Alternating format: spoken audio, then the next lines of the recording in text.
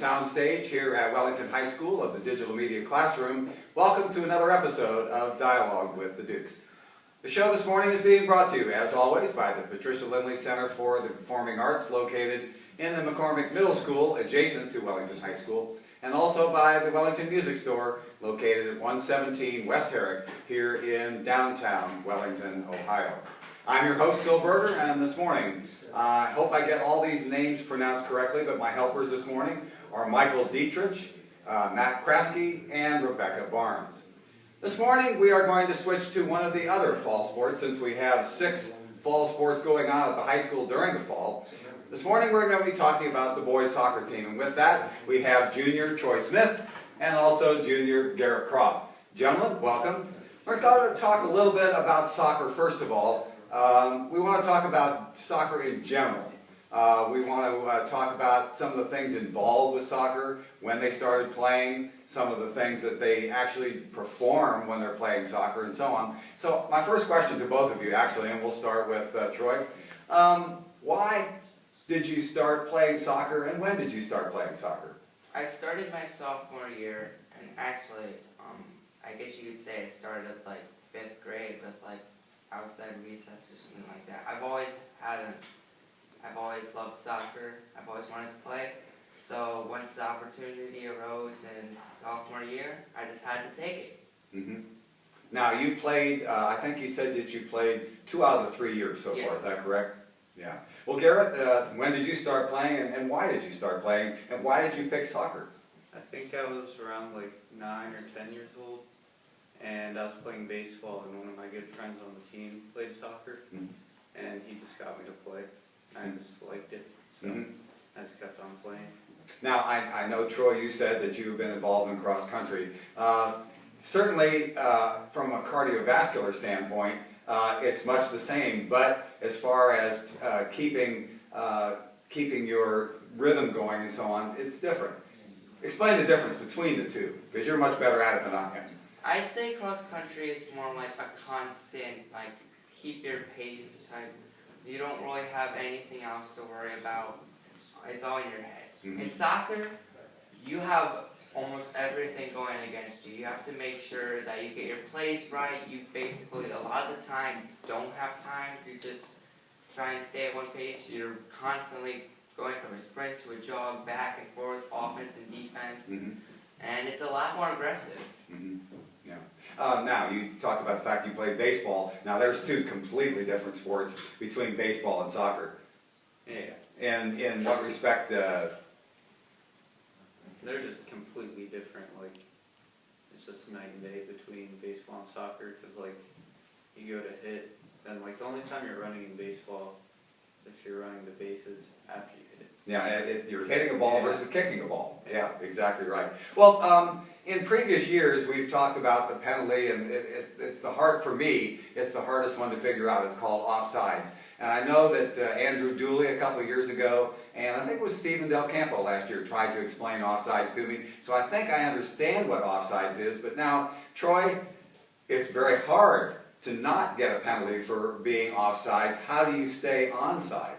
Well, me being a wing most of the time, that's one of the players who are mainly up as far as you can go on either the left or right sides, so the ball can be pitched out to you and you can get it back to the middle. So what I do is whenever we are on offense and whenever I have the right angle, I go right, like in line with the last defender.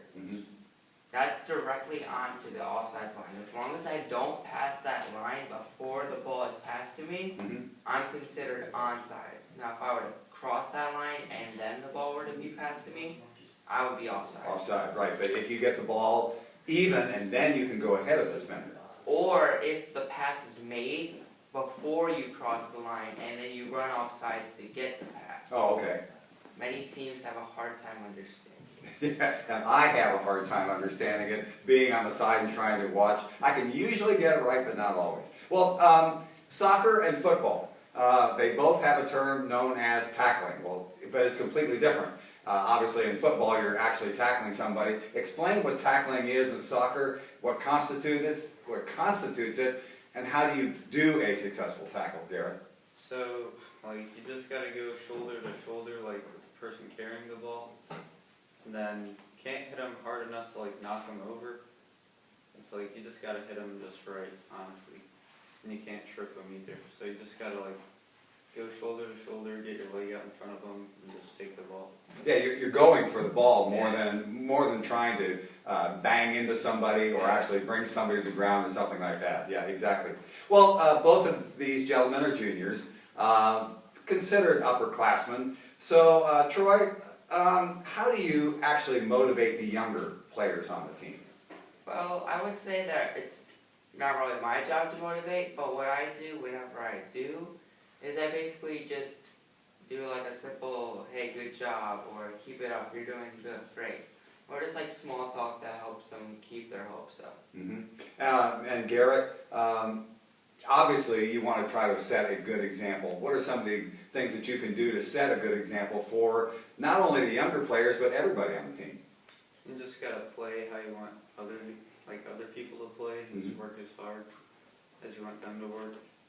So, like, you can't not work hard and then tell them to work hard, then they won't work hard. Yeah, exactly. Setting that example. Yeah, you got to walk the walk and talk the talk, or is it talk the talk and walk the walk? Something like that. Yeah, exactly. Well, when we come back after this message, we'll talk more about the boys soccer team here at Wellington High School this year. This is Dialogue with the Dukes.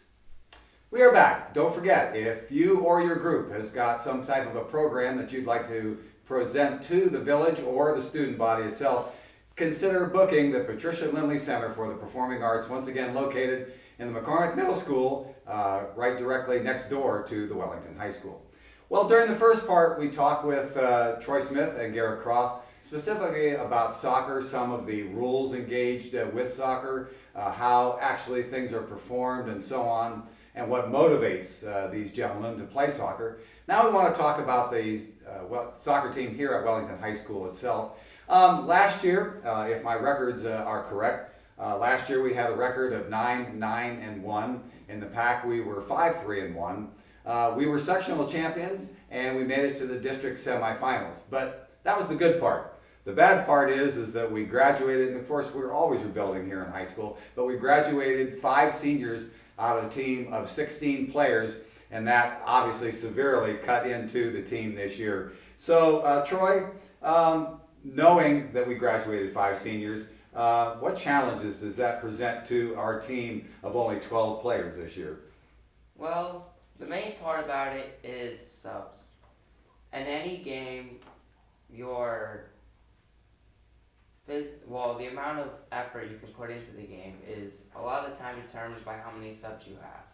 Because after a while, your players are going to get tired, and it's nice to have someone to sub in for you. With only one sub, that creates a lot of potential issues. The main problem is if one of us gets hurt to the point where that person can no longer continue, we officially do not have any substitutes for the rest of the game. And then if another person gets injured, we are then down players. Mm-hmm.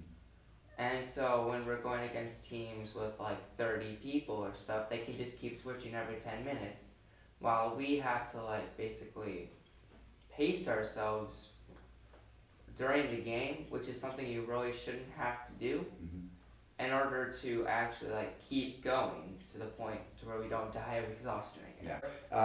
Troy brought up pacing yourself. How do you actually play with 12 players, and what do you have to do to compensate to play with just 12 players? Yeah, so that's pretty much what he said. Like, you just have to pace yourself. That's it. Like, you can't just sprint to every ball.